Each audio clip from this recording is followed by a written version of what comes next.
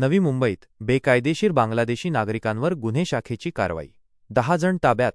नवी मुंबईत बेकायदेशीरपणे राहणाऱ्या बांगलादेशी नागरिकांवर गुन्हे शाखेने धडाकेबाज कारवाई केली आहे. खारघर आणि वाशी येथे केलेल्या छाप्यांमध्ये 8 महिला आणि 2 पुरुष अशा एकूण 10 जणांना ताब्यात घेण्यात आले आहे. खारघरच्या कोपरा परिसरातून 3 महिला आणि 1 पुरुषाला ताब्यात घेण्यात आले असून त्यांच्यावर खारघर पोलीस ठाण्यात गुन्हा दाखल करण्यात आला आहे. वाशीच्या एपीएमसी परिसरातून 5 महिला आणि 1 पुरुष अशा 6 जणांना ताब्यात घेण्यात आले असून त्यांच्यावर एपीएमसी पोलीस ठाण्यात गुन्हा दाखल करण्यात आला आहे.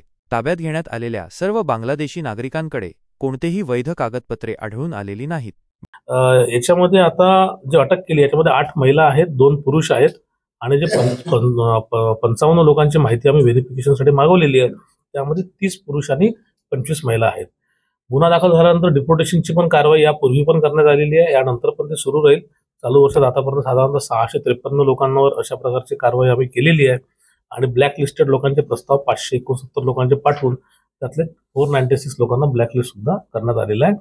फॉरेन नॅशनल्सची आम्ही FRR मुंबईकडे बायोमेट्रिक घेतोय, आयरिस घेतोय, जेणेकरून एकदा कारवाई करून डिपोर्ट झाला तर परत तो आपल्या देशात येऊ नये वैध मार्गाने, आणि जर तो अवैध मार्गाने आला तर पुन्हा त्याच्यावरती कारवाई करणं सोपं होईल आणि जास्त शिक्षा असणारे कलम त्याच्यामध्ये अंतर्भूत करता येईल. या उद्देशाने सगळं सुरू आहे.